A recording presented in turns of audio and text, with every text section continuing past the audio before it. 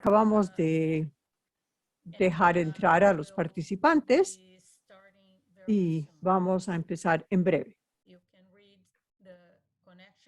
¿Pueden ustedes leer aquí los consejos para conexión?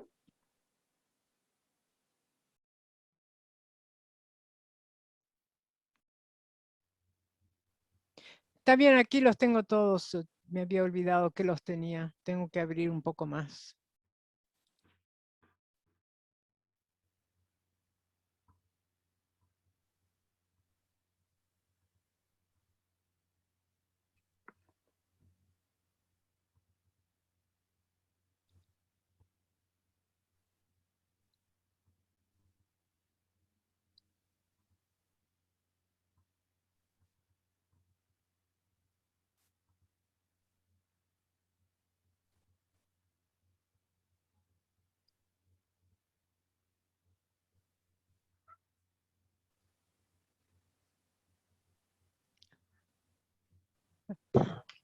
That's good. That's wonderful.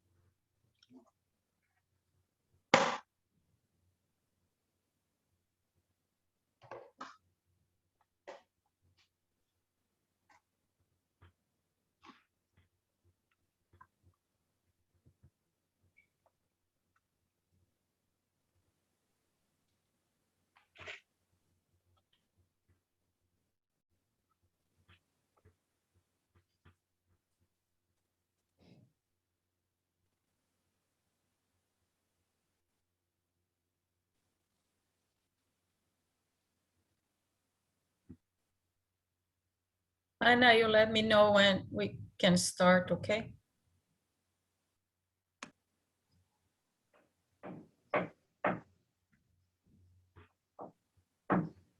Okay, I'll stop share my screen. Go ahead. Okay, you can start. Okay, there are still people. Muy bien. Aún hay personas que se están conectando, pero vamos a empezar puesto que el programa es largo. Yo soy Maristela Monteiro y soy asesora principal sobre abuso de sustancias en la Organización Panamericana de la Salud aquí en Washington. Es un placer, un honor para mí tener este grupo de expertos y colaboradores desde hace mucho con nosotros. Vamos a presentar, vamos a hablar de los resultados de una colaboración grande en 3 países de América Latina, México, Perú y Colombia. Vamos a hablar de las intervenciones relacionadas con el alcohol. Vamos a empezar con Peter Anderson. Peter Anderson es profesor en uso, política y práctica de sustancias en el Instituto de Ciencias de la Salud Demográfica en la Universidad de Newcastle y es profesor en alcohol y salud en la Facultad de Salud, Medicina y Ciencias de la Salud. Él es especialista en medicina y salud pública y es médico general. Ha trabajado en academia y ha hecho investigación sobre diferentes temas de políticas relacionadas con el alcohol, incluyendo intervenciones breves en términos de la atención primaria de salud y el consumo intenso de alcohol. Trabaja en la Universidad de Oxford y ahí estableció la primera unidad nacional para la promoción de salud en la atención primaria, financiado por el gobierno del Reino Unido, el primer instituto de este tipo en el mundo. En la Oficina Europea de la OMS, estuvo a cargo de los programas de alcohol y tabaco. En este momento pertenece al Foro Económico Mundial en su Consejo Mundial y ha traído ciencias a políticas para diferentes temas de salud pública en varios gobiernos, organizaciones intergubernamentales, incluida la Comisión Europea, la OCDE y think tanks privados y públicos en el mundo entero. Tiene más de 180 publicaciones en revistas profesionales con contribuciones a Lancet, al British Medical Journal, al Journal Británico para Psiquiatría y es autor de 15 libros sobre los campos de adicción. Él ha buscado información para la OMS y es un placer contar con su presencia hoy. Muchas gracias, Maristela, y muy buenos días a todos.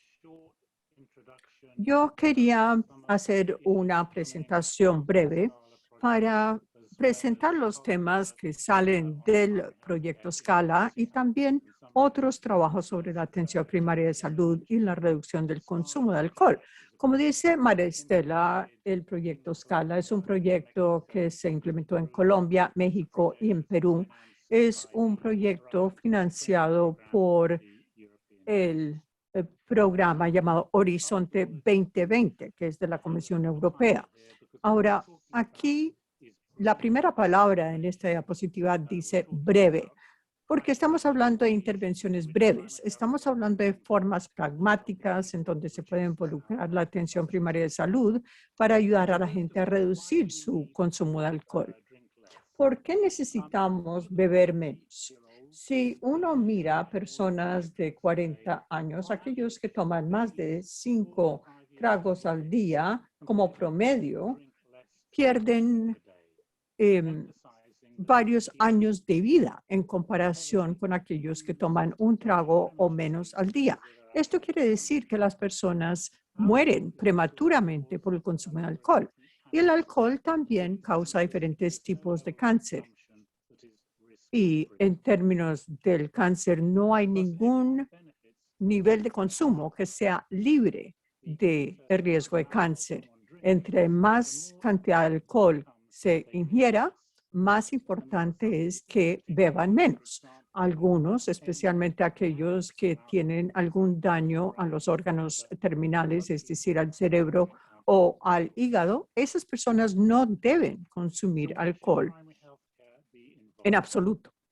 ¿Por qué hay que involucrar la atención primaria de salud? Y yo he sido médico trabajando en atención primaria y la mayoría de los pacientes los vemos en el transcurso del año. Es decir, estamos en contacto todos los años con muchas personas. Y simplemente preguntarle al paciente cuánto alcohol bebe, es decir, medir el consumo de alcohol y asesorarles que deben reducir su consumo, ayuda al paciente a que tome menos. Entonces uno puede hacer esa pregunta y dar un consejo en cuestión de unos pocos minutos. Y de hecho, esto lo agradecen los pacientes. ¿Qué debemos hacer? En la atención primaria, a través del tiempo, necesitamos medir el consumo de alcohol de todos los pacientes adultos como sea posible y darles el consejo de que reduzcan su consumo. Nuestro objetivo primario debe ser alcanzar un 50%. Es decir, la mitad de los pacientes que atendemos queremos haberles medido su consumo de alcohol. Y si logramos alcanzar este objetivo, tendremos un impacto muy grande en reducir el daño que produce el alcohol en la comunidad. Para esto nos ayuda la capacitación. Si los proveedores reciben un entrenamiento corto, es decir, un entrenamiento que dura 1 o 2 horas, para enseñarles las destrezas necesarias para preguntar sobre el consumo de alcohol y dar consejo, eso hace que sea mucho más fácil para los proveedores. Les enseña a hacerlo. En escala, los proveedores que reciben esa capacitación midieron 10 veces más el consumo de alcohol en sus pacientes que aquellos que no habían recibido este entrenamiento. O sea, la capacitación es importante. A esto nos ayuda el apoyo local. Para los proveedores de atención es más fácil hacer este trabajo si tienen un apoyo local. Es decir, los médicos no deben sentir que están obrando por cuenta propia. En escala, los proveedores que han recibido el apoyo local, incluyendo campañas de comunicación para el público, tienden a medir el alcohol de 2 veces más pacientes que aquellos proveedores que no han recibido ese apoyo. En todo este trabajo es esencial que involucremos a las partes interesadas desde un inicio. Para facilitar el trabajo y para que sea sostenible, las partes interesadas deben ayudar a la toma de decisiones, deben hacer el monitoreo del programa desde un inicio. Si hacemos eso, las partes interesadas participan desde el inicio en el programa y eso hace que sea mucho más fácil aumentar la escala de este trabajo, de este programa, para que el trabajo sea sostenible y continuo en el futuro.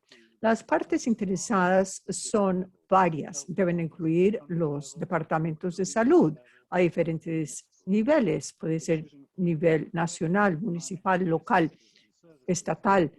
Hay que incluir a los directores de los centros de atención primaria o las personas que realizan ese trabajo. Hay que incluir a personas que trabajan en las ONGs para ayudar a apoyar el trabajo de abogacía y educación. Y también hay que incluir a los académicos para que ayuden en este trabajo. La parte vital de este programa, y esto es algo que vamos a ver en las próximas presentaciones, es que en este trabajo es muy importante aprender y adaptar. La implementación es un proceso iterativo, no es un proceso fijo. Los programas tienen que ir aprendiendo y adaptarse durante su implementación. Las opiniones, las experiencias de los proveedores que entregan el programa tienen que involucrarse para que alimenten ese proceso iterativo. Así todo el mundo trata de mejorar el programa y continuar con él. Es esa mi introducción a este tema y les agradezco mucho su atención. Muchas gracias, Peter. Y ahora vamos a tener una presentación del doctor Jürgen Rehm. El doctor Rehm es científico principal en el Instituto de Investigación en KMH, Centro para Adicciones y Salud Mental en Camerún. Es profesor y estuvo a cargo de políticas de adicción en la Universidad de Toronto, en la Facultad de Salud Pública Daya Lana. El doctor Rehm ha sido un líder generando y analizando los datos científicos que hacen falta para informar a los clínicos y los formuladores de políticas sobre estrategias para reducir el alcohol, el tabaco y otros daños atribuibles a medicamentos. Ha hecho investigación sobre el estatus socioeconómico, pobreza y uso de sustancias, incluyendo análisis de políticas e intervenciones en relación con la reducción o aumento de las desigualdades.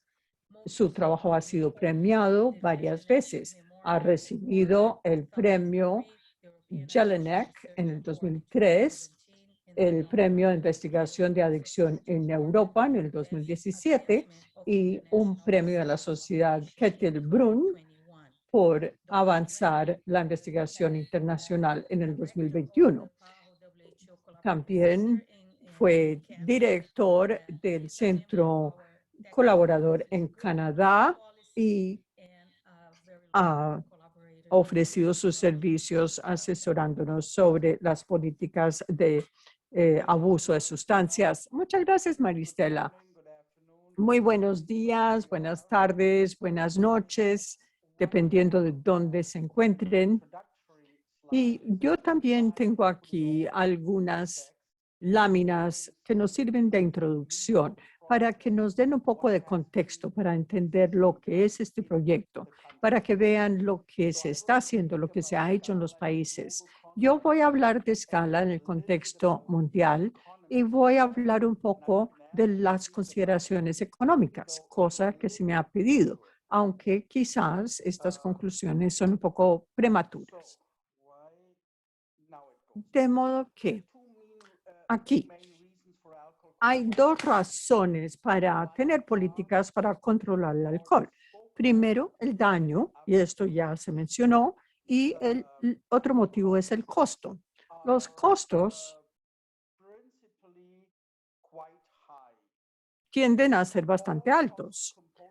Si se fueran a considerar todos los componentes del costo, todos los estudios que han sido realizados a la fecha sobre el costo económico del consumo del alcohol desde el 2010 representan $1.306 por adulto por año. Eso quiere decir que, como todos somos adultos, pagamos esta suma cada año. Y si uno bebe alcohol, el costo obviamente puede subir.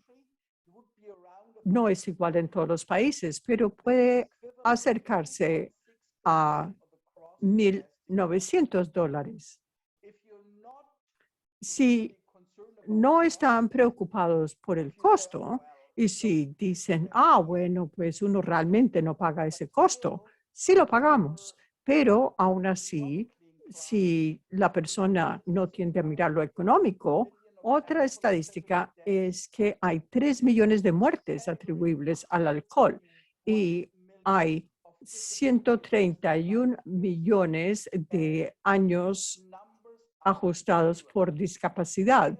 Y estos números se han confirmado una y otra vez, sin importar la metodología empleada para estimar estos datos. Y el consumo del alcohol se ve como un factor importante de riesgo para las enfermedades transmisibles, por ejemplo, hablando del SIDA, las enfermedades de transmisión sexual. También las enfermedades no transmisibles. Ya se mencionó el caso de cáncer, también las renopatías. O sea que estos son motivos muy válidos para reducir nuestro consumo de alcohol y para empezar con políticas para controlar el alcohol. ¿Qué se ha hecho en términos de las políticas de alcohol? ¿Cuáles son las sugerencias? La OMS sugiere el programa SAFER, que quiere decir un mundo libre de los daños causados por el alcohol. Hay que reducir la fácil disposición del alcohol. Hay que avanzar las medidas en contra de manejar después de haber bebido, facilitar el tamizaje, intervenciones breves, tratamiento. La E quiere decir prohibir o restringir en forma integral la publicidad sobre el alcohol, su patrocinio, su promoción. Y la R, aumentar los precios del alcohol mediante impuestos selectivos al consumo. De modo que hay que mirar estas 5 medidas que se recomiendan. La gente ahora pregunta, y es algo que me han preguntado a mí muchas veces, es ¿qué tan costo efectivo son estas medidas de SAFER? ¿Es suficiente que la OMS diga que son medidas efectivas en cuanto al costo? Pero de hecho ha habido estudios. En 10 países se ha hecho un estudio sobre costo-efectividad comparativa de las medidas de tamizaje y restricción del alcohol. Y lo que se ha hecho es determinar las mejores inversiones, best buys, un aumento en los impuestos selectivos al consumo del alcohol, el impacto de un 50% del aumento en esos impuestos,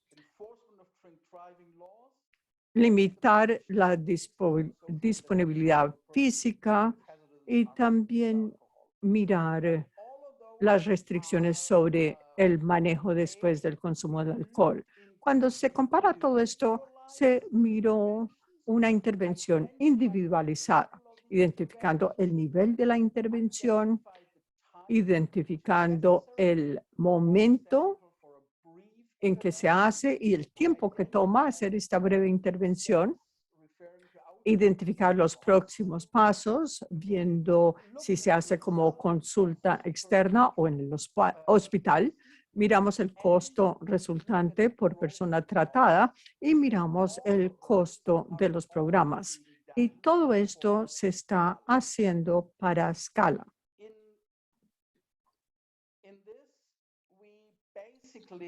A este respecto, básicamente tenemos el siguiente escenario y nosotros vemos cómo funcionan estas medidas.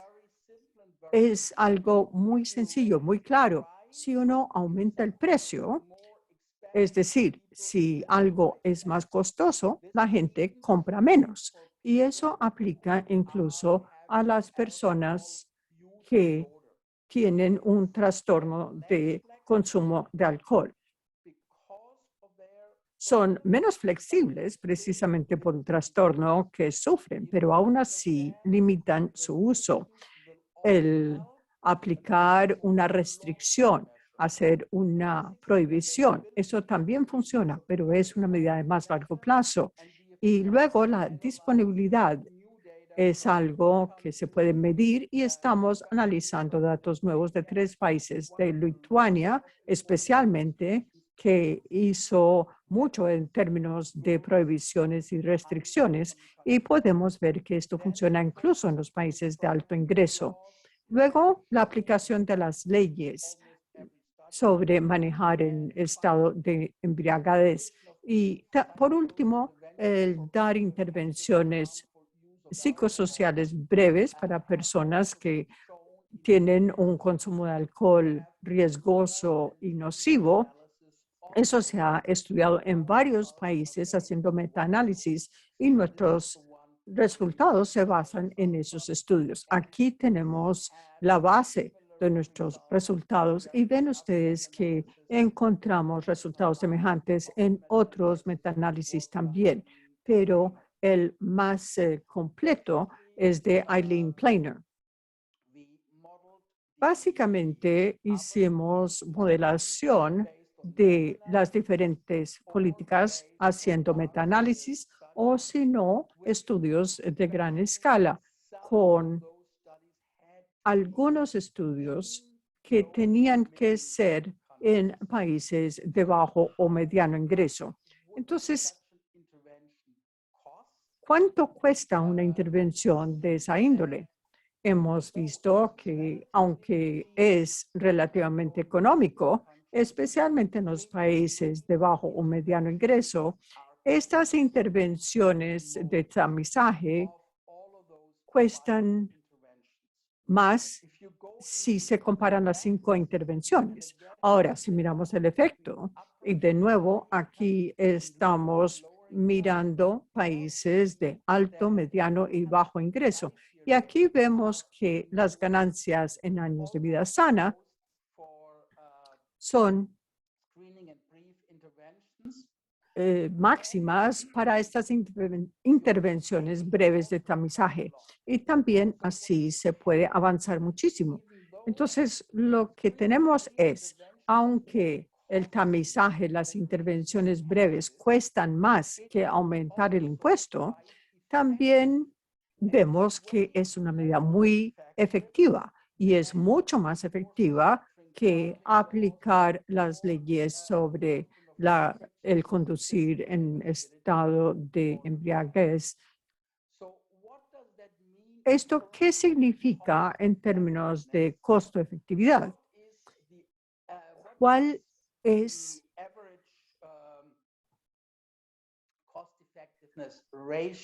la relación costo-efectividad promedia? Esto se presta más a un aumento en la tributación en los países de bajo y de alto ingreso.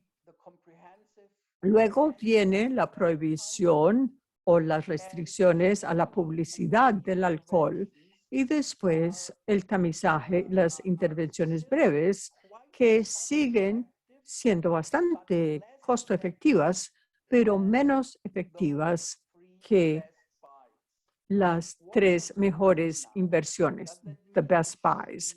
¿Esto qué significa? ¿Significa que no debemos hacer el tamizaje en las intervenciones breves? No.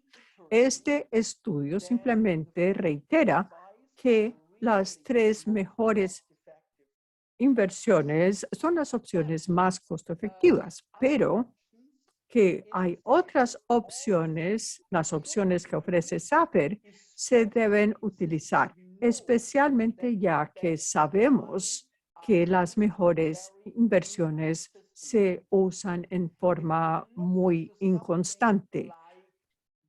Si miramos, por ejemplo, el precio de las bebidas alcohólicas, y acabamos de hacer un estudio enorme de 20 años en Europa, es increíble ver cómo se cobra tan poco impuesto al alcohol en la mayoría de los países. El alcohol se ha hecho cada vez más asequible en términos de su precio y por diferentes razones hay muchos países que no están dispuestos a imponer las otras mejores intervenciones. De modo que eso hace que sea aún más importante el tamizaje y las intervenciones breves. Otra consideración es no comparar esto con las mejores inversiones, porque es muy poco probable que muchos países aumenten su impuesto en un 50 o un 100%. Y para la persona que paga para esas intervenciones de tamizaje y breves, pueden aún así tener un beneficio versus el costo, lo cual significa que lo que encuentra un Ministerio de Salud o una organización que da servicios de salud compensa realmente el costo. Y estas relaciones de costo-beneficio o el retorno sobre el ingreso es algo que se está estudiando para Scala en este momento. De tener los resultados, yo ya habría llegado al final de esta presentación. Lo único que les puedo decir ahora es que parte del proyecto Scala será que se podrá informar a los ministerios de salud y a los proveedores de servicios sanitarios en los 3 países acerca del retorno sobre sus inversiones, es decir, cuánto obtienen en cuanto a ahorros en tratamiento para los dólares invertidos en estas breves intervenciones. Y este es mi comentario de cierre de esta presentación que les acabo de hacer y les agradezco mucho su atención. Muchas gracias, Jürgen, eso fue muy claro. Vamos a pasar ahora a los 3 países y vamos a escuchar de las experiencias de ellos, comenzando con Colombia, Augusto Pérez y Juliana Mejía, quienes también colaboraron. Augusto Pérez es el investigador principal de Scala en Colombia. Y voy a cambiar de idioma ahora. Rumbos, psicólogo con doctorado de la Universidad de Louvain en Bélgica, profesor visitante de la Universidad de Londres, New Jersey y profesor titular de la Universidad de los Andes. Tiene 35 años de experiencia como docente, investigador y terapeuta. Es autor de 16 libros y 180 artículos en revistas en español, inglés, francés, portugués y alemán. Y si bien creo que él va a presentar, pero Juliana Mejía es co-investigadora en el proyecto, directora de prevención de la Nuevos Rumbos, también trabajadora social de la Universidad de Caldas, magister en antropología de la Universidad de los Andes y comenzó su doctorado en la Faculty of Health, Medicine and Life Sciences, Health Promotion, Maastricht University. Actualmente es la responsable del diseño, adaptación e implementación de procesos comunitarios y preventivos a nivel nacional e internacional. Augusto, con usted, un gran colaborador también de muchos años de la Maristela, UPS. muchas gracias.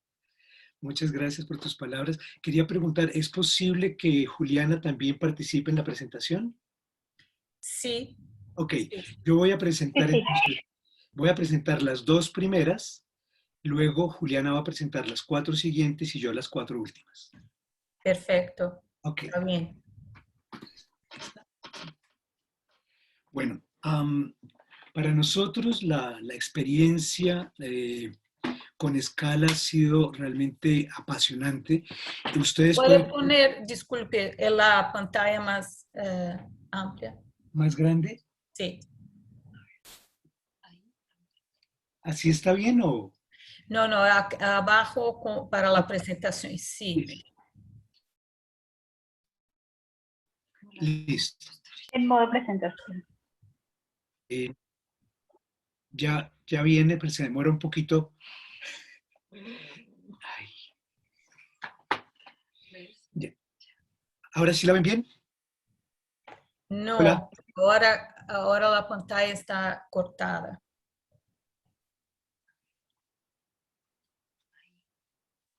Creo, y ahí, no, yo creo que no, nos va a tocar, vamos a tener que verla como antes, en donde se ve el lado izquierdo, ¿no?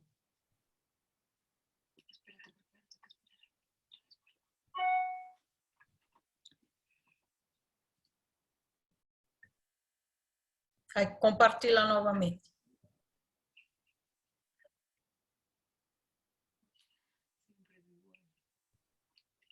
Ya va a aparecer. Tendríamos que verla así.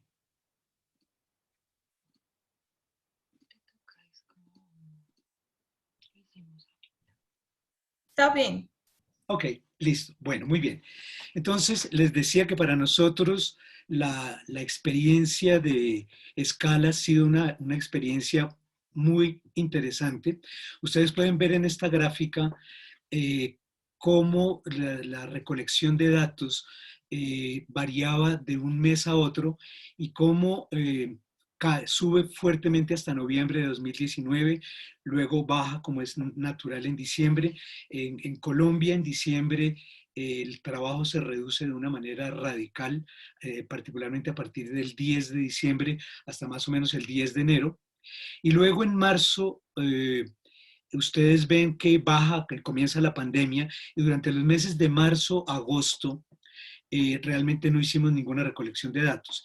En agosto recomenzamos otra vez y el número de capturas de los tamizajes disminuyó progresivamente hasta enero y en febrero comenzaron otra vez una serie de problemas sociales acá que se prolongaron hasta mayo, que fue el peor mes de la historia reciente de Colombia, con protestas masivas en todas las ciudades y con grandes dificultades para capturar los datos, especialmente porque el sitio en donde teníamos que hacer la recolección era uno de los más difíciles desde el punto de vista social. Por eso fue que quisimos en esta presentación hablar particularmente de todos los desafíos y los logros, la manera como los fuimos abordando y los fuimos resolviendo. Siguiente diapositiva. Bueno, al poner estos datos como con la lupa, vemos que la mayoría de ellos, de estas mediciones, fue de bajo riesgo, el 96%.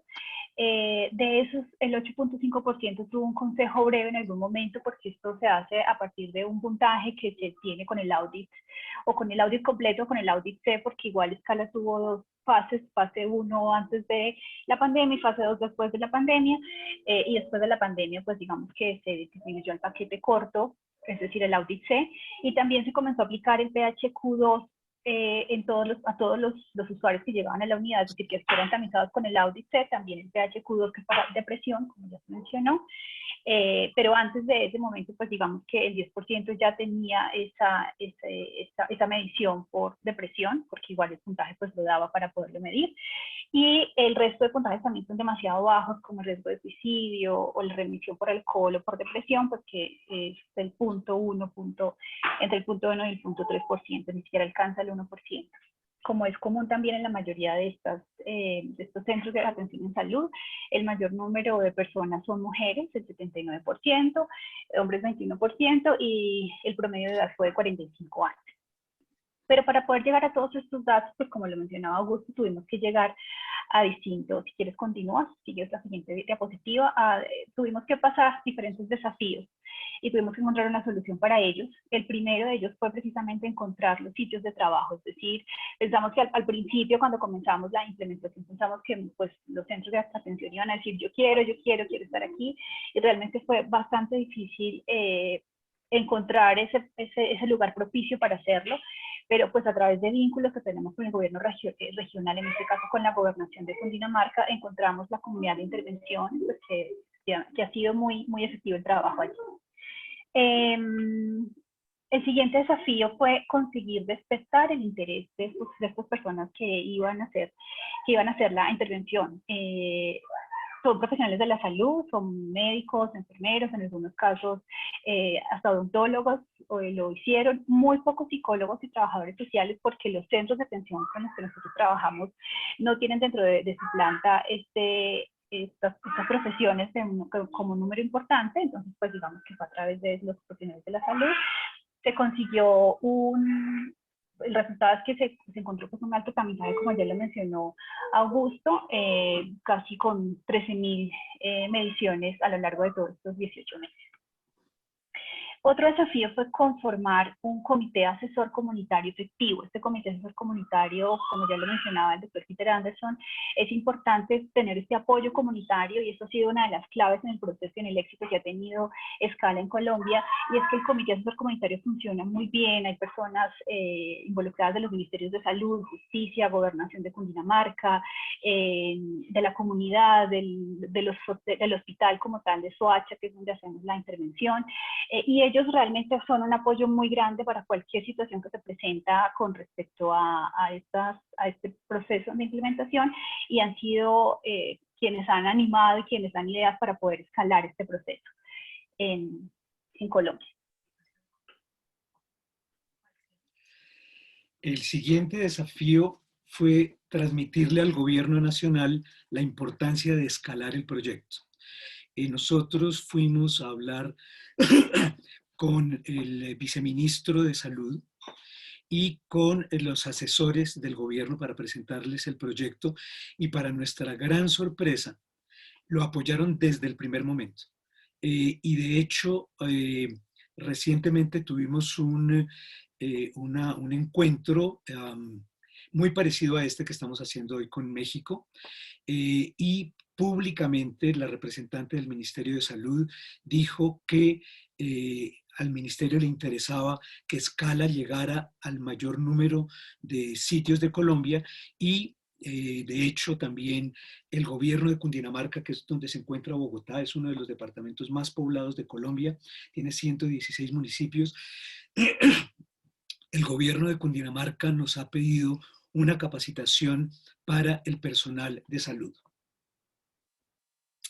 Luego tuvimos un gran problema porque hubo cambio de la administración como consecuencia de el nombramiento de una nueva alcaldesa, y cambió el director del hospital de Soacha y cambió toda la gente de allí, y la persona que teníamos que trabajaba con nosotros de una manera extremadamente eficiente cambió, y eso se ve claramente en las gráficas que les mostré. Hay un descenso después de ese cambio, hay un descenso en el número de intervenciones, pero luego logramos recuperarnos, y la realidad es que incluso en el peor momento de la pandemia por un lado y de la revuelta social, de las protestas masivas, logramos en ese mes, que creo que fue el mes de marzo o de abril, logramos más de 600 tamizajes. También a raíz de la pandemia teníamos una comunidad que actuaba como grupo control y los miembros de ese hospital y de los centros de salud dijeron que no querían continuar con el proyecto. Inclusive nosotros les ofrecimos algunas condiciones que podían ser favorables para ellos y dijeron que no, que preferían no hacerlo. Y sin embargo, a través de nuestros vínculos con la gobernación de Cundinamarca, logramos que 2 nuevos municipios aceptaran participar en el proyecto y estamos trabajando con ellos en este momento. Por último, teníamos que mantener a través de los 18 meses el interés de los puestos de atención primaria en salud, y eso es bastante complicado porque, como pasa prácticamente en todos los países, yo diría que en todos los países del mundo en este momento, los médicos están tremendamente sobrecargados de trabajo y obviamente lo que nosotros les estábamos pidiendo añadía una nueva tarea a lo que ya tenían que hacer. Pero lo que hicimos fue crear una serie de incentivos, y esos incentivos eran básicamente unos pequeños premios trimestrales a todos los centros de salud que obtuvieran el mayor número de tamizajes, y luego al final le ofrecimos a cada uno de los 9 centros de salud con los que estamos trabajando en Soacha la entrega de un televisor de gran formato que además hacía parte de todo el proceso de comunicación, toda la campaña de comunicación que se desarrolló para que la gente se familiarizara completamente con el proyecto Scala, y creemos haberlo logrado. Juliana precisamente está trabajando en eso y está a cargo de todo el proceso de evaluar la comunicación en estos centros de salud, y lo que hemos visto es que ha funcionado bastante bien. Estos fueron entonces los principales desafíos que tuvimos a lo largo de la implementación del proyecto y también la forma como lo resolvimos. Muchas gracias. Thank you very much. That was very interesting. Muchas gracias, una presentación sumamente interesante. Me acabo de dar cuenta que no hemos hablado ni brevemente de cuál era la metodología del proyecto Scala.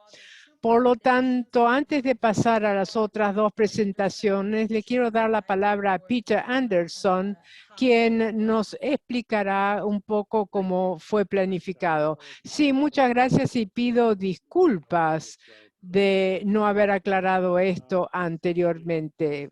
Esencialmente, Scala es un proyecto de implementación, es un proyecto de investigación para ver el impacto de distintos métodos de implementación para alentar a los proveedores de cuidados primarios de medir el consumo y el consumo de alcohol de la mayor cantidad de personas posibles y de aconsejar a los bebedores. 3 ciudades estaban involucrados en el proyecto: Lima en Perú, Bogotá en Colombia y la Ciudad de México en México. Y en cada una de estas ciudades identificamos comunidades locales, y dentro de cada comunidad reclutamos los centros primarios sanitarios para involucrarse en el proyecto. El proyecto buscaba comparar el impacto de capacitación y el impacto de dar apoyo comunitario y campañas de comunicación locales, comparándolos con la práctica habitual. Teníamos 3 brazos entonces: un brazo con práctica habitual, sin capacitación, sin intervención, sin apoyo, ni nada, ninguna intervención. Luego un grupo de centros donde los proveedores se capacitaban, y un tercer grupo de centros donde los proveedores se capacitaban, y luego había apoyo y campañas de comunicación a nivel local en defensa del trabajo que se estaba haciendo. En cada centro, cada uno de los proveedores fue invitado a medir o preguntar acerca del consumo de alcohol de cada paciente adulto que les consultaba por cualquier motivo. Y utilizamos el instrumento Auditoría C, Audit C, Este es un instrumento que tiene 3 preguntas muy sencillas, preguntando acerca del consumo de alcohol, y basándose en las respuestas a esas preguntas, se da un puntaje. Normalmente con el audit C, si se tiene un puntaje de 5 o más, se determina si hay que darle consejo a alguien o no de reducir su consumo de alcohol. Pero en Scala lo hicimos un poco diferente. Queríamos enfocarnos más en los consumidores más problemáticos y que consumían más. Entonces elegimos un puntaje de 8 para decidir dónde se iba a empezar dar consejos y de remitirlos a otros programas. Esa fue la diferencia entre Scala y Audit C. Audit C usa 5, Scala 8 como puntaje. También consideramos si las personas que consultaban sufrían de depresión o de síntomas de depresión para ver si podían estar vinculados con el consumo de alcohol. Toda persona que tenía un puntaje elevado en Audit C, también se le hacía un tamizaje utilizando el PHQ-2. Entonces, básicamente en el proyecto estábamos investigando para ver si capacitación sola lleva a más pacientes tamizados y recibiendo consejo, y luego ver si tamizaje más apoyo comunitario, si resultaba en que más aún que los que se habían hecho con el grupo con capacitación. Hicimos un periodo de mediciones de 18 meses, pero desafortunadamente debido a COVID-19 tuvimos que hacer un cambio. Tuvimos un periodo inicial de 6 meses, luego una pausa mientras hacíamos un reajuste de materiales y un segundo periodo de 6 meses que está por concluir dentro de poco. Eso es un resumen breve de lo que hemos estado haciendo con Scala. Gracias, Maristela. Muchas gracias. Eso es muy útil y permite a todos entender. Seguimos ahora con la presentación con Perú. Esto será dado por Inés Bustamante y Marina Piazza. Inés Bustamante es investigadora principal de Scala en Perú. Viene de la Universidad Peruana Cayetano Heredia. Ella es psicóloga de la Universidad Católica y diplomada en salud del adolescente con mención de educación reproductiva de la Universidad Peruana Cayetana. Tiene un máster en salud, she has a master in public health and a doctorate in health services from the Johns Hopkins Health Science College. She will be followed by Marina Piazza, the lead researcher in this study. Drug Use and Mental Health Research Unit in the School of Public Health and Administration of Universidad Peruana Cayetano Heredia. She holds a master program. Es profesora de salud y uso de alcohol. Tiene se ha graduado en epidemiología y dependencia de drogas de la Universidad Johns Hopkins. Ha estado a cargo del estudio de género, alcohol y estudio de cultura, Genasis, el estudio de salud mental mundial y el estudio de control de alcohol internacional. Ha hecho estudios de investigación de bajo OPS, OMS, y ha participado en el grupo de trabajo OMS ISD CIE 11 en cuanto al consumo de sustancias y adicciones de comportamiento. Recibió el premio Elsevier 2018 en reconocimiento de sus artículos científicos. Inés primero, seguido por Marina. Buenas tardes, buenas noches. Nosotros vamos a presentar la adaptación que se hizo de Scala en este contexto tan difícil que nos ha tocado vivir del COVID, en el cual se ha notado la fragilidad de nuestro sistema de salud y sobre todo del primer nivel de atención. La siguiente, Marina, por favor. Entonces, el 15 de marzo del 2020 se inició el estado de emergencia a nivel nacional en el Perú. A la fecha tenemos 191.286 fallecidos en una población de un poco más de 32 millones. Y la vacunación del personal de salud recién empezó en febrero del 2021, mostrando que los médicos fallecidos en el Perú eran los terceros en América Latina en cuanto a número, no en el ranking, en cuanto a número.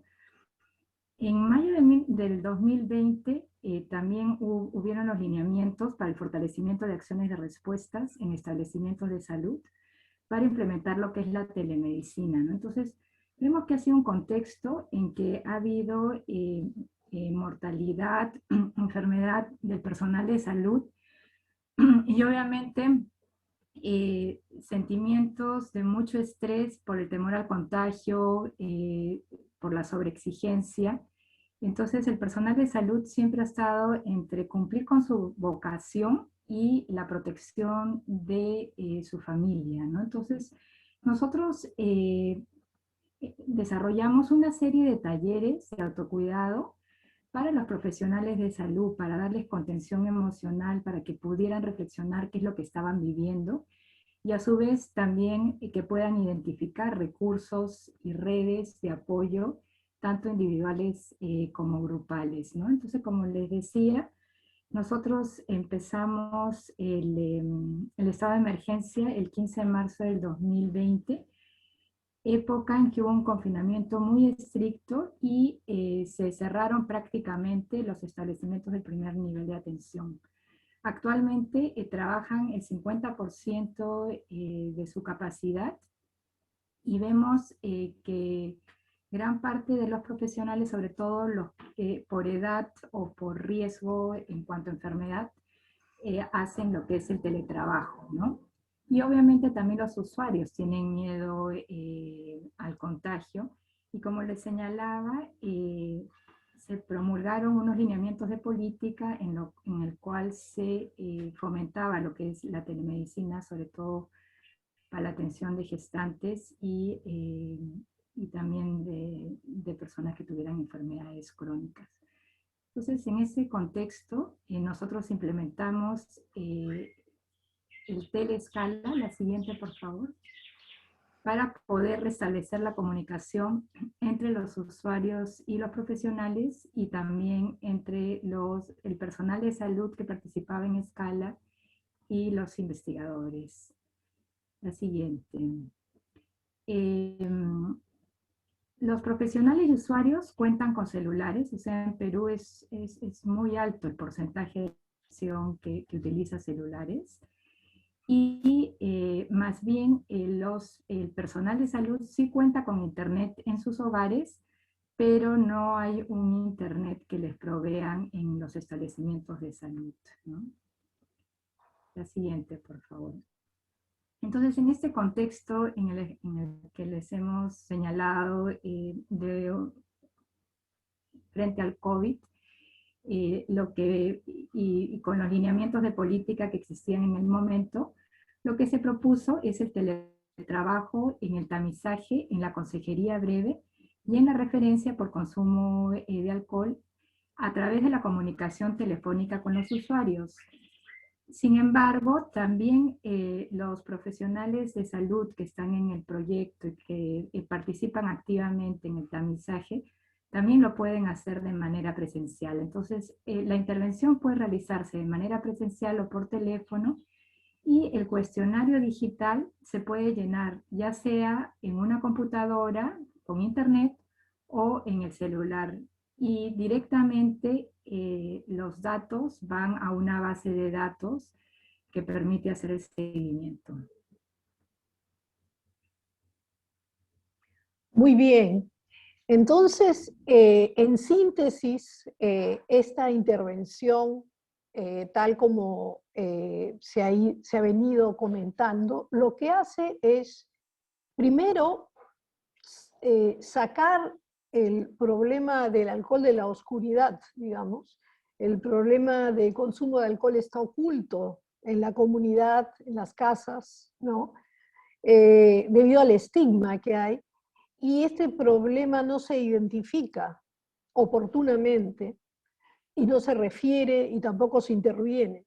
Entonces, al promover el tamizaje y la intervención breve en forma inmediata, lo que se hace es prevenir que el nivel de severidad del consumo de alcohol de la población se acentúe, ¿no?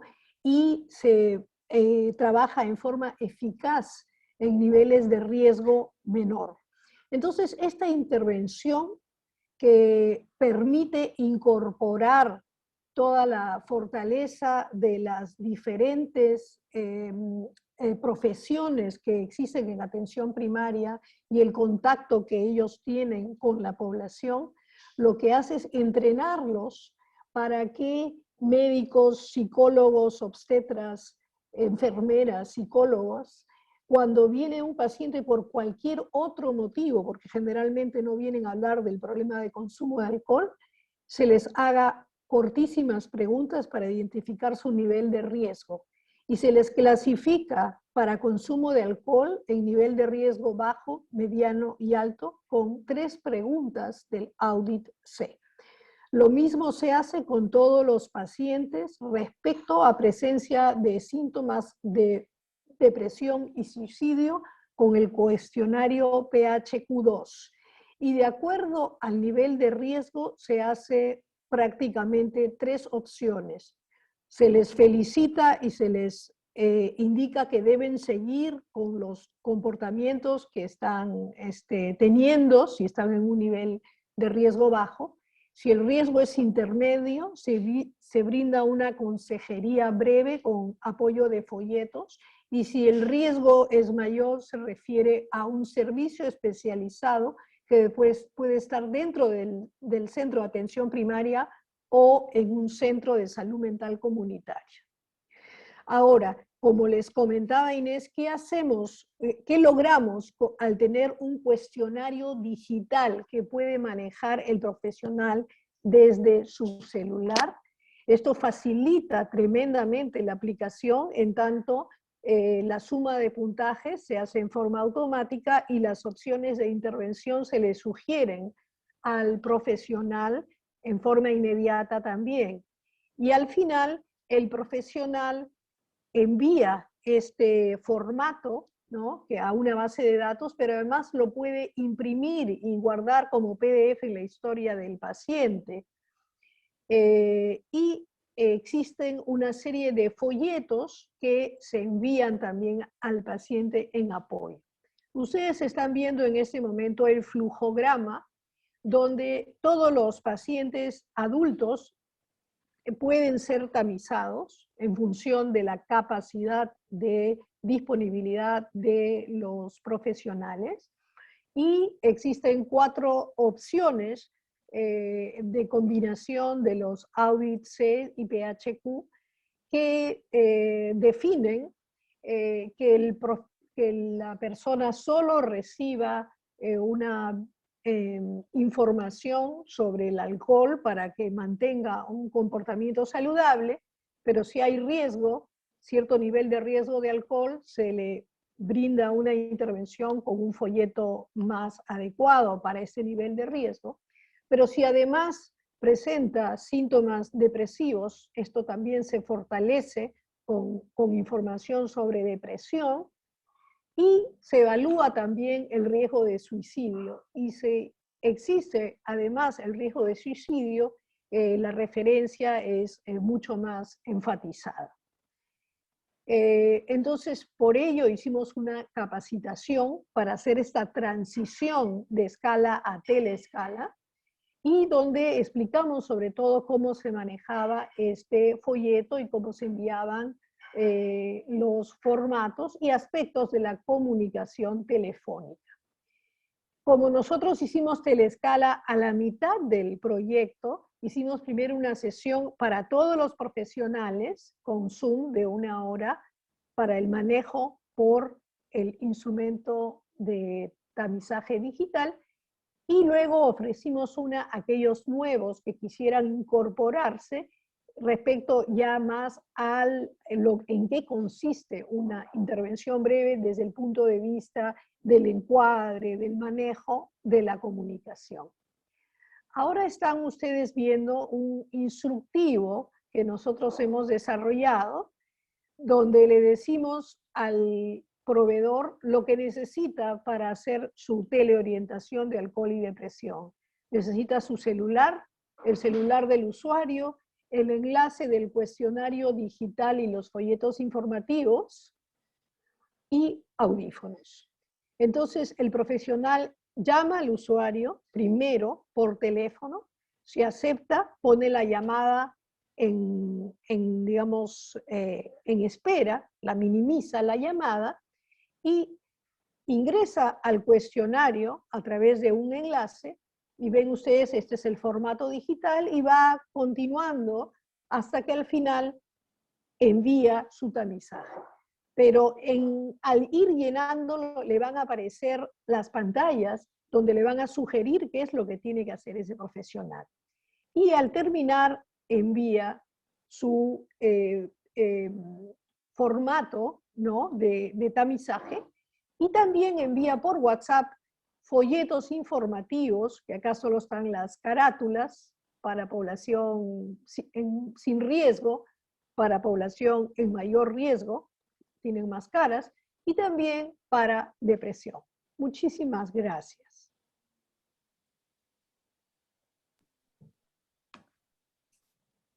Muchas gracias, Marina e Inés. And now we're going to move to Mexico. Y ahora vamos a México, en donde tenemos la presentación de Guillermina Natera, investigadora principal para México, licenciada en psicología por la UNAM. Por la Universidad IA. Egresada de la maestría en ciencias con especialidad en educación por el CINVESTAD. Doctora en antropología por la Universidad Nacional de Antropología e Historia y se ha desarrollado como investigador en el campo de las adicciones, la salud mental, la familia y la violencia de pareja. Ha llevado a cabo investigación en zonas rurales, indígenas y urbanas. Ha representado el Instituto Nacional de Psiquiatría en múltiples reuniones internacionales con expertos en el tema. Por su trayectoria ha recibido distinciones de la Organización Mundial de la Salud y del Instituto Nacional de Psiquiatría Ramón de la Fuente. Es investigador en ciencias médicas, clasificación F, nombramiento otorgado por la Comisión Coordinadora de los Institutos Nacionales de Salud y Hospitales de Alta Especialidad. Es investigadora nacional nivel 3 del Sistema Nacional de Investigadores, tutor y docente del programa de maestría y doctorado de la Facultad de Medicina, docente del posgrado de la Facultad de Psicología de la misma casa de estudios y ha realizado estancias de investigación en Reino Unido, Finlandia y en Cremona. Ha publicado más de 200 artículos científicos en revistas nacionales e internacionales, así como 3 libros a nivel internacional. Ha impartido más de 350 conferencias a nivel nacional e internacional. Actualmente es directora del Centro Colaborador de México, Ramón de la Fuente, y para investigación y capacitación en salud mental y abuso de sustancias. Colabora como investigadora en la Dirección de Investigaciones Epidemiológicas y Psicosociales del Instituto Nacional de Psiquiatría Ramón de la Fuente, Muñiz. La co-investigadora de México es Perla Medina y es licenciada en psicología y doctora en antropología social. Ha trabajado en comunidades indígenas y rurales desde el 2005 con diferentes proyectos de investigación, enfatizando en la perspectiva de familia y violencia hacia las mujeres, consumo de alcohol excesivo y de jóvenes en el narcotráfico. Actualmente colabora en el proyecto Scala México en el mismo Instituto Ramón de la Fuente. Así, Guillermina con ustedes, y debo decir que Guillermina fue la que promovió este seminario y no me dejó desistir de hacerlo, y es un gusto estar con ustedes todos. Gracias.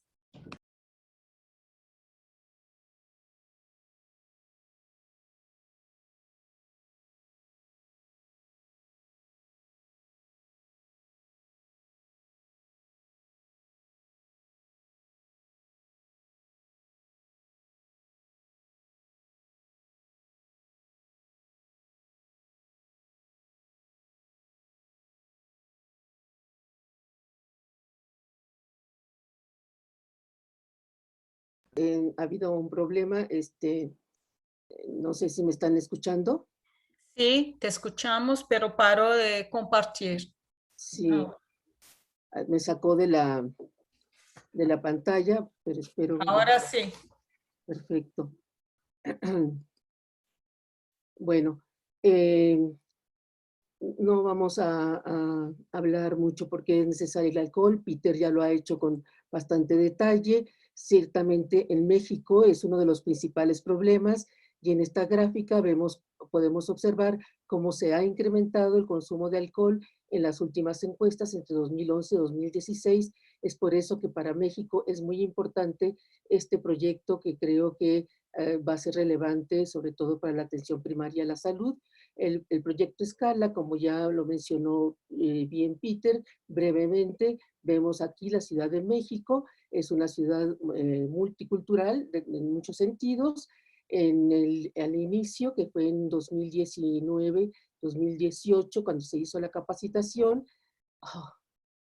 no sé cómo resolver esto. ¿Me vuelve a sacar?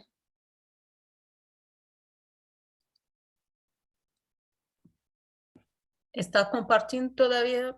Todavía estoy compartiendo la pantalla. Es que aquí me apareció en mi pantalla que no estaba compartiendo, que me saca. Tal vez si ustedes tienen la presentación, podría ser importante que... Bueno, ahí está. Ahí está.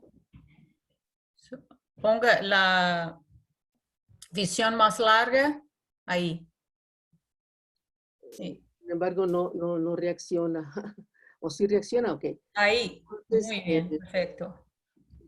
Tenemos que teníamos 163 profesionales de 5 alcaldías. Hubo, tal como lo planteó también Peter, fueron 3 fases, y la implementación, como bien sabemos, intervino en esta planeación, y básicamente fue una interrupción en este periodo de marzo-octubre del 2020. Muy brevemente, esta es la metodología que ya también le explicó Peter, y aquí mostramos básicamente la información por escrito que también se le daba y se retroalimentaba al paciente una vez que obtenía determinados puntajes, tanto en el Audit-C como en el PHQ. ¿Cuáles son las actividades del proyecto? Capacitación y asesoría continua al personal de salud para el manejo de los instrumentos. Una parte muy importante y muy relevante que hemos aprendido para el primer nivel de atención es el contacto cotidiano y la adaptación de materiales clínicos y de difusión de acuerdo a las necesidades de la población y también de acuerdo a las asesorías que ellos nos dieron. Estas actividades fueron a través de las acciones comunitarias, el Consejo Asesor Comunitario, que fue en el que participaron universitarios, especialistas en adicciones, etcétera, nos dieron toda una información acerca de evaluaron cómo podrían ser de una mejor manera los materiales informativos, así como los instrumentos. También el proyecto Champion, que es un proyecto que así se denominó y que justamente es el vínculo con el sistema de autoridad de la Secretaría de Salud y los centros de salud, y esto a través de los enlaces que se nombraron en cada uno de los centros, permitió y favoreció el éxito del proyecto. Tenemos mecanismos de adopción, que justamente estos los promueven los enlaces, y el sistema de apoyos, porque también estuvimos a través de los pacientes que asisten a los centros, evaluando antes de iniciar el proyecto, evaluando tanto los instrumentos como evaluando los materiales informativos que les hicieran sentido y que les pudieran ayudar a ello. Otra vez creo que me va a volver a sacar, no sé por qué,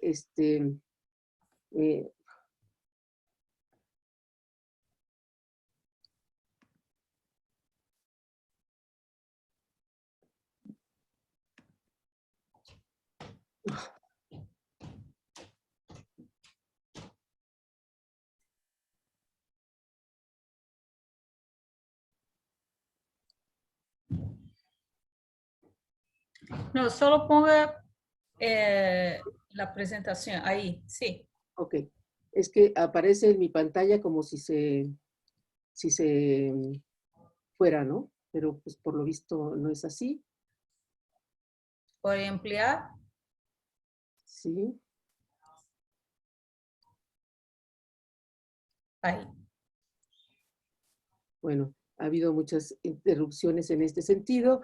En estos carteles, pues, son los que se hicieron parte de estos carteles durante la campaña de comunicación, durante todo el periodo del COVID, y también se hicieron videos que también se ponían en las salas de espera de los pacientes.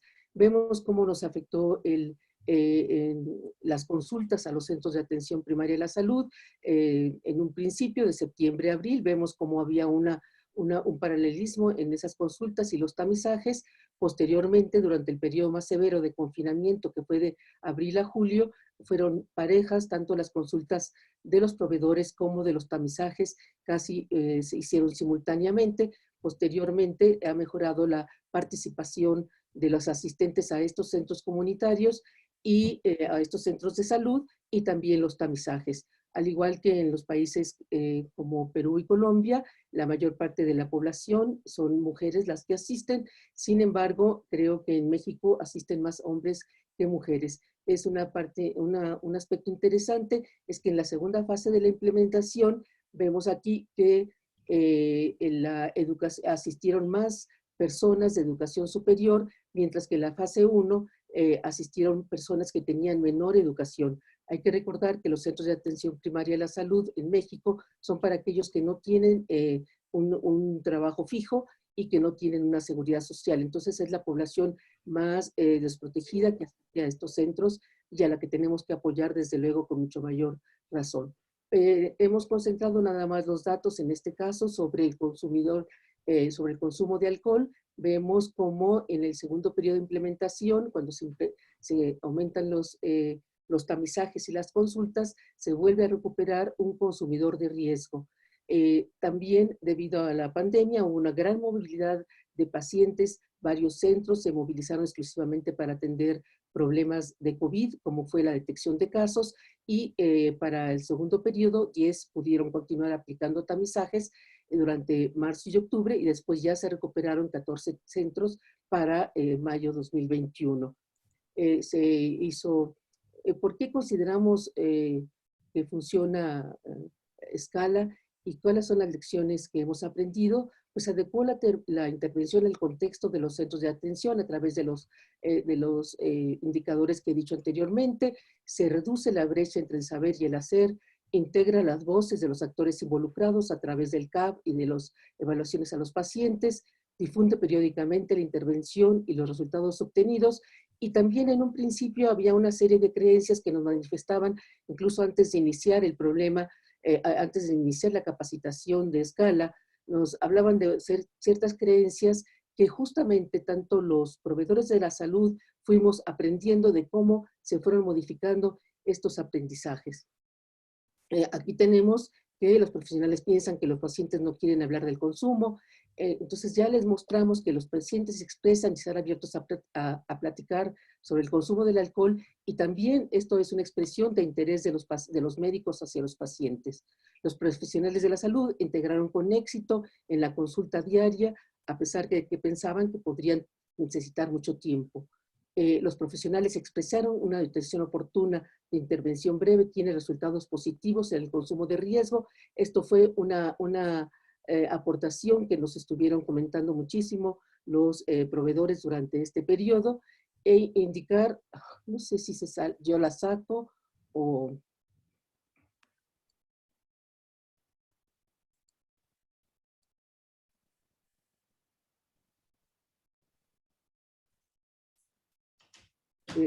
debo decir que se congela la imagen en mi computadora y entonces eso hace que que salga de aquí, etcétera, ¿no?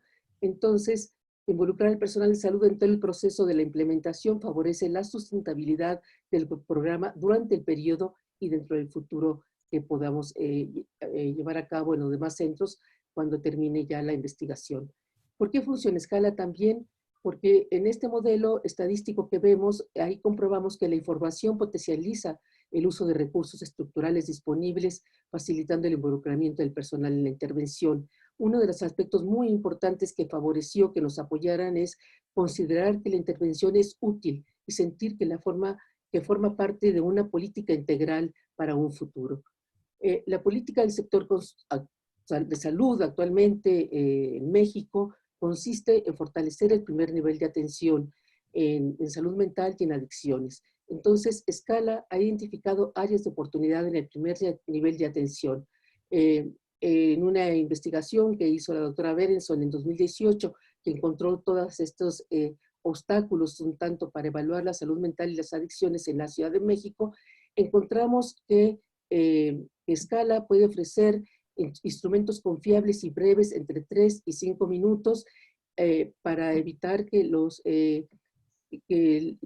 haya resistencia por parte de los proveedores de la salud. También otro elemento que encontró la doctora Berenson es que problemas en el sistema de referencia y contrarreferencia.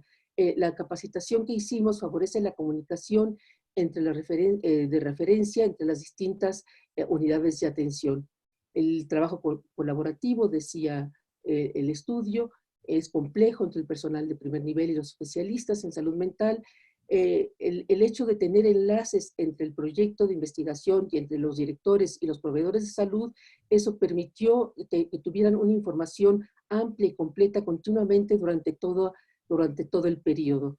Otra de las oportunidades es que el proyecto Escala sugiere considerar a las detecciones y consejos breves como parte de la productividad de los proveedores, que para ellos es muy importante que si se anexan actividades tengan una compensación dentro de su área laboral. Entonces, esto pudimos trabajar con las autoridades de la Secretaría de Salud de la Ciudad de México y en efecto les consideraron que esto podría ser muy útil entre ellos.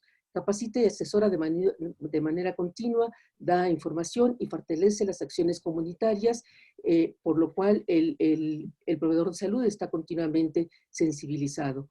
Y finalmente, el proveedor de salud no solamente cuenta con su consejo, sino que también les da material que pueden llevar y distribuir en los hogares, como así pasó en muchísimos de los casos, donde las mujeres, si bien no eran las consumidoras, estaban muy agradecidas de recibir estos folletos porque tenían o la pareja o el marido o el hijo que podría ser útil, le podría ser útil estos materiales. Entonces, todas estas lecciones aprendidas nos facilitaron que el proyecto en México haya tenido un éxito y desde luego agradecemos a todos los integrantes de la Secretaría de Salud de la Ciudad de México, a los profesionales de los centros de salud que participaron de una manera muy entusiasta en colaborar, así como mencionaba Augusto, acá ellos incluso los más jóvenes entraron en competencia entre los mismos centros de salud que se comunicaban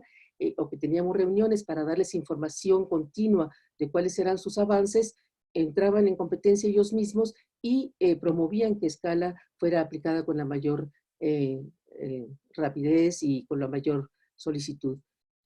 Agradezco muchísimo al equipo de Escala que ha estado colaborando desde un principio en este proyecto. Muchísimas gracias a la doctora Maristela, a todos nuestros oyentes. Esperamos que hayamos dejado algún mensaje claro de por qué Escala realmente puede ayudar a los países de Latinoamérica, en donde el consumo del alcohol se caracteriza por ser la principal problemática de adicciones. Muchísimas gracias. Muchas gracias. Thank you very much, Guillermina. And, Muchas gracias, Guillermina. Y vamos a concluir con una discusión con Peter Anderson moderando en cuanto a los resultados después del periodo de implementación. Y quizás tengamos tiempo para un par de preguntas antes de formalmente cerrar. Muchas gracias.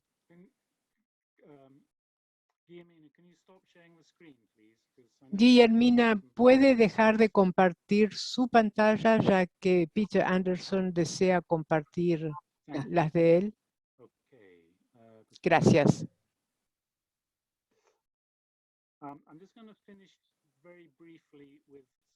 Para terminar, les voy a mostrar brevemente algunas de las perspectivas de escala y luego tendremos un periodo corto para preguntas y respuestas.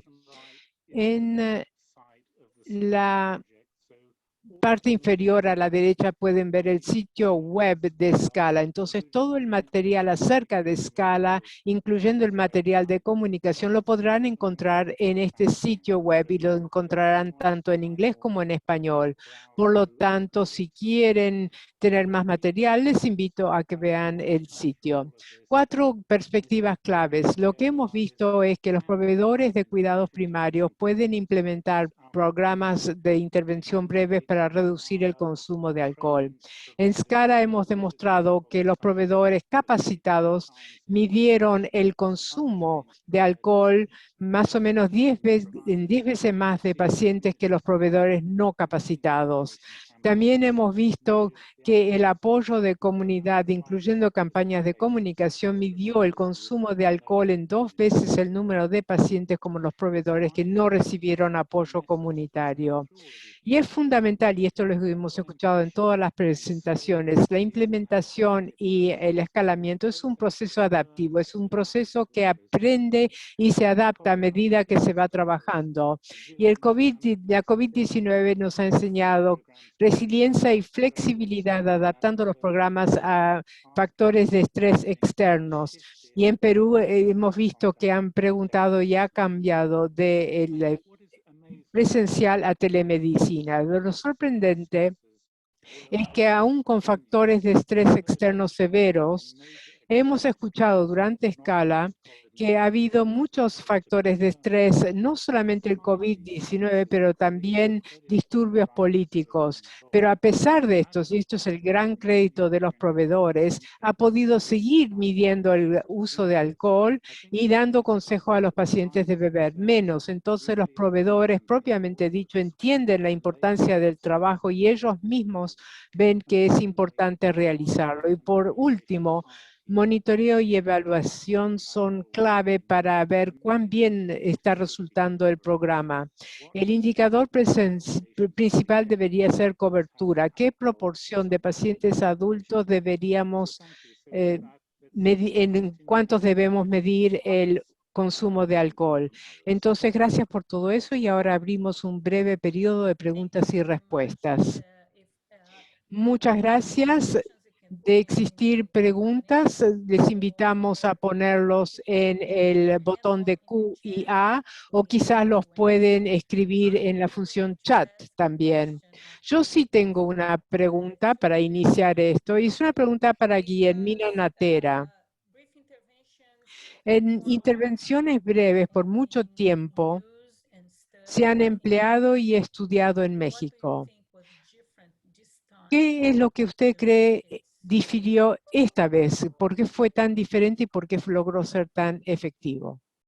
Bueno, yo creo que en esta ocasión fue toda esta preparación que hicimos de involucramiento de los proveedores de salud. O sea, no nos queda la menor duda de que estar cercanos a ellos, en un principio, debo ser sincera, hubo muchas resistencias, es decir, ya nos van a dar más trabajo. Sin embargo, cuando nosotros nos acercamos y les dijimos, bueno, este es el proyecto Scala, vamos a trabajar así, vamos a capacitarlos, vamos a tener un enlace, vamos a estar pendientes, vamos a otorgarle los materiales. Eso era muy importante porque los centros de salud no tienen recursos económicos para tener o adquirir materiales. Les proporcionamos las pruebas, los enseñamos a calificar, creamos un ambiente bastante cómodo y amable con ellos, establecimos inclusive relaciones interpersonales que podían llamarnos en cualquier momento por teléfono a todos nosotras y esto fue muy productivo y muy eficiente. También el haber entregado periódicamente resultados, porque cada 2 o 3 meses los citábamos para entregarle los resultados de cómo iban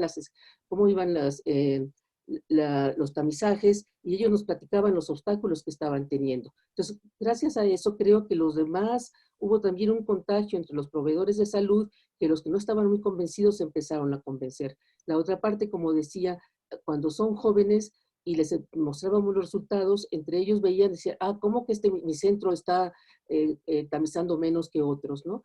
Y también ofrecimos, por parte del Instituto Nacional de Psiquiatría, apoyo en todo momento de salud mental, y también ofrecimos los cursos que tenemos disponibles en el instituto, que podrían ser gratuitos para cuando ellos quisieran inscribirse. Entonces, todo eso estimuló y creo que visualizó que no era alguien que va y les deja los instrumentos y háganlos ustedes como puedan, y venimos en un año a recoger los 500 instrumentos que nos deben de dar contestados.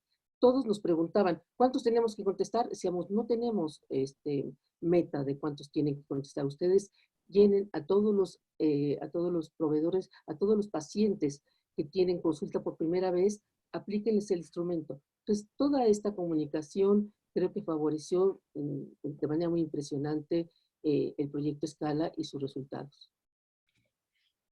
I have a question. ¿Cómo podría, can be for any of the sites, como poderia estender-se a capacitação a todos os profissionais de saúde? Como se poderia impactar para acelerar as políticas públicas? No sé si alguien quiere... Marina o Augusto. Bueno, yo creo que una herramienta muy útil para poder extender la intervención es contar con una capacitación que esté sustentada en una plataforma online, ¿no? Eso ayuda tremendamente. Y luego otro aspecto es contar con una estructura de capacitadores y de, digamos, supervisores que a la larga puedan trabajar en redes de salud. En este caso, en el Perú, eso corresponde a los centros de salud mental comunitaria. Entonces, involucrar a los profesionales de los centros de salud mental comunitaria para que sean ellos quienes capaciten a los profesionales de atención primaria de las redes que les refieren y brinden luego apoyo, creo que podría ser una estrategia en el caso de Perú. Gracias. Peter? Yeah, thank you. I mean, I think Sí, muchas gracias. Entre más podamos hacer para acelerar el proceso, mejor. Pero también tenemos que entender que esto es algo que va a tomar tiempo. Toma tiempo convencer a todo el mundo de que esto es importante. Hay que implementar, desarrollar, ampliar. O sea que tenemos que ser pacientes porque de la noche a la mañana no podemos pretender que todo el mundo lo haga. Entonces, en algunos países que llevan ya 10 o 20 años de estar haciendo algo semejante, ahí el nivel de trabajo al principio era muy bajo, pero hoy en día ha crecido, de modo que esto tenemos que dedicarnos a este esfuerzo y ampliarlo cada vez más. Otra pregunta es... Internacional que en escala en términos de problemas de salud. It's not totally clear, but maybe how we link Scala to... Quizás cómo podemos relacionar a Scala con las prioridades mundiales. Creo, si me permite responder a esa pregunta, y no sé exactamente cuál es la intención de la pregunta, pero creo que los principios de lo que hemos hecho con Scala, esto son cuestiones que se pueden aplicar a otros factores de riesgo, para el tabaquismo, para ayudar a que la gente haga más actividad física, ayudar a la gente que es obesa o que tienen problemas de sobrepeso, ayudar a la gente a que cambie de dieta. Entonces, lo que hemos podido demostrar es que podemos ayudar a los proveedores hacer algo con un factor de riesgo. En este caso se trata del alcohol, pero no hay ningún motivo por lo cual no se pueda aplicar a estos otros factores de riesgo. Ojalá en una forma coordinada, cosa que ya se está haciendo en la región de Europa, ¿verdad? Jürgen. Bueno, básicamente iba a decir lo que acaba de decir Peter. Scala es un proyecto que fue financiado para el alcohol, pero es algo que se debe utilizar para otros riesgos conductuales y muestra lo que se puede hacer no solo para el consumo de sustancias, pero también muestra lo que se puede hacer para trastornos mentales y físicos. Tengo una pregunta para usted, Jürgen. Incluso con las limitaciones a la implementación del proyecto Scala por COVID, ¿será que vamos a tener los datos sobre el costo-beneficio? Sí, la respuesta sencilla es afirmativa. Ya hemos analizado más o menos 2/3 partes de esos datos.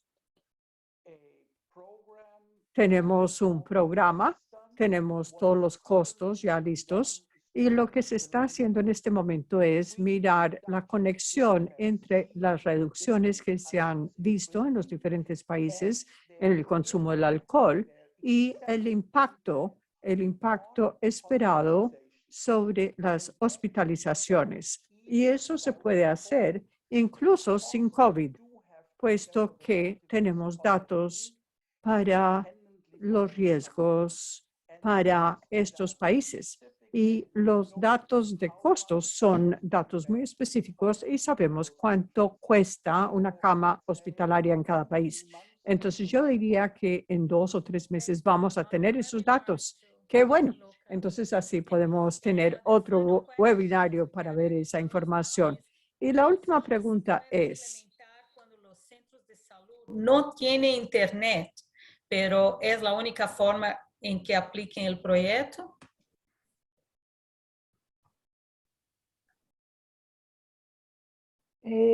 Bueno, nosotros lo que estamos usando es la internet que tienen los profesionales de datos en sus celulares, porque eso es una realidad que en los centros de atención primaria muchas veces no hay internet. Entonces, el proyecto está apoyando como incentivo de brindarles datos a los profesionales para sus celulares. Entonces, mientras que no se invierta en una internet confiable y con suficiente capacidad en los centros de atención primaria, utilizar los celulares es una opción.